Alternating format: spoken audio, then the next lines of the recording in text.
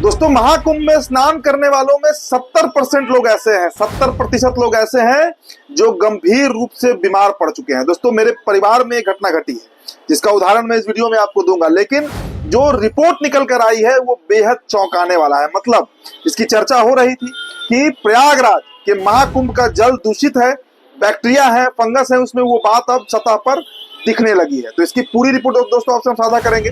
इसके अलावा दोस्तों, मध्य प्रदेश की एक खबर बताएंगे हम। मध्य प्रदेश की बनखेड़ी की खबर है और वहां पर मस्जिद के सामने कैसे हुड़दंग मचाया जा रहा है, कैसे नारे लगाए जा रहे हैं, उसकी भी फुटेज आपको हम दिखाएंगे दोस्तों। इसके अलावा आरटीआई से एक खुलासा हुआ है। दरअसल आरटीआई से मल्लिकार्जुन खड़गे ने एक ऐसा खुलासा कर दिया है, बेटी पढ़ाओ बेटी बचाओ का जो एक नारा दिया जाता है प्रधानमंत्री की तरफ से, उसको लेकर एक बहुत बड़ा खुलासा हुआ है, एक बहुत बड़ा स्कैम हुआ है, घोटाला हुआ है, सैकड़ों करोड़ रुपए उसमें उड़ा दिए गए हैं।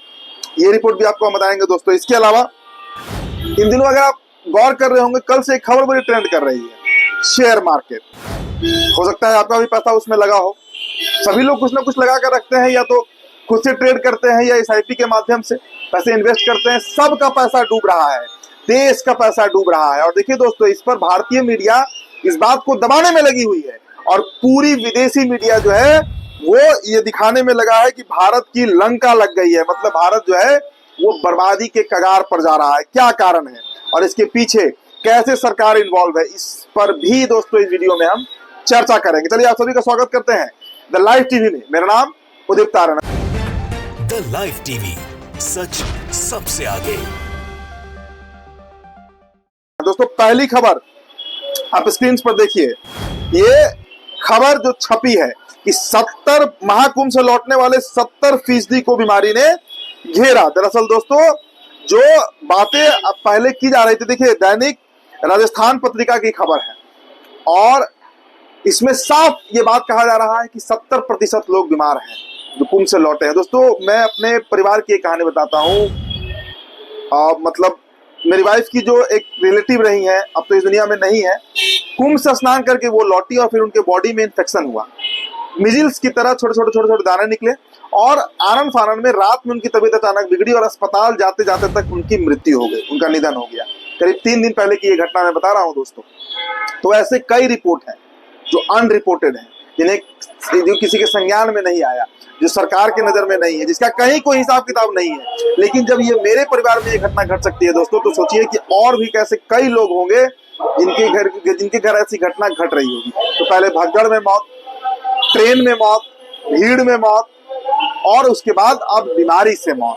तो दोस्तों देखिए, एक मेगा इवेंट जो बनाने की बात चल रही थी महाकुंभ को, उसका पूरी तरीके से भांडा फूट चुका है। तो कहता है ना कि पाप का घड़ा फूटता है। देखिए, महाकुंभ के बारे में अगर आप समझिए दोस्तों, जो हिंदू शास्त्र पुराण में कहा गया है, महाकुंभ जो लगता है उसमें जो स्नान होता है, पहले तो शाही स्नान ऐसा कुछ होता नहीं है। शाही स्नान सरकार बनाती है वीआईपी लोगों के लिए।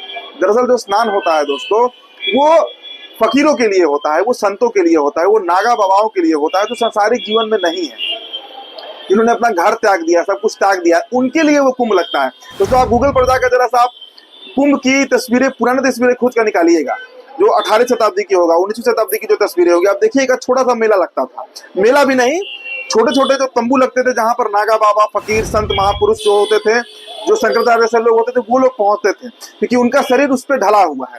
आम लोगों के लिए महाकुंभ होता ही नहीं था। लेकिन 2025 का जो महाकुंभ हुआ, इसे वर्ल्ड क्लास इवेंट बनाने के लिए सरकार ने जो एक पूरा प्रोपेगेंडा रचा, अब उसका दुष्परिणाम निकल कर देखिए 2013 में भी लोग नहाए थे, लेकिन ऐसा भगदड़ इस तरह की स्थिति नहीं बनी थी। और दोस्तों देखिए, हमें पूरी आस्था है महाकुंभ में, लेकिन हमें सवाल उठा रहे हैं क्योंकि मौतें हो रही हैं, बीमार पड़ रहे हैं लोग, प्रताड़ित हो गुजर रहे हैं। तो आप समझ सकते हैं कि दोस्तों कि महाकुंभ की असलियत जो है वो खुलकर सरकार तौर पर सामने आ चुके। दोस्तों, अब अगली खबर से आप देख लीजिए। नर्मदापुरम मध्य प्रदेश की खबर है, बनखेड़ी की खबर है। दोस्तों, आपको हम एक वीडियो दिखाना चाहेंगे और वीडियो देखकर आपके होश उड़ जाएंगे। देखिए, मस्जिद के सामने की ये तस्वीर है और कैसे एक बड़ा जुलूस जो है वो जुटा हुआ है और कितनी गंदी गंदी भद्दी भद्दी बातें की जा रही है। ये वीडियो आप देखिए।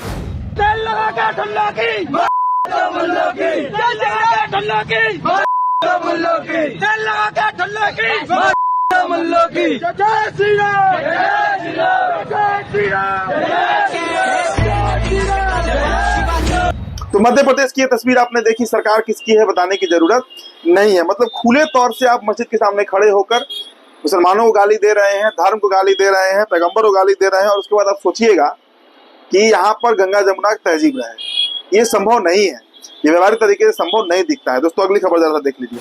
आरटीआई का खुलासा, मल्लिकार्जुन खड़गे ने जो बातें कही है कि आरटीआई से पता चला है कि बेटी बचाओ बेटी पढ़ाओ में 455 करोड़ रुपए जो है वो गायब कर दिए गए हैं। 455 करोड़ रुपए, 450 करोड़ रुपए इस योजना का जो था उसे गायब कर दिया गया है।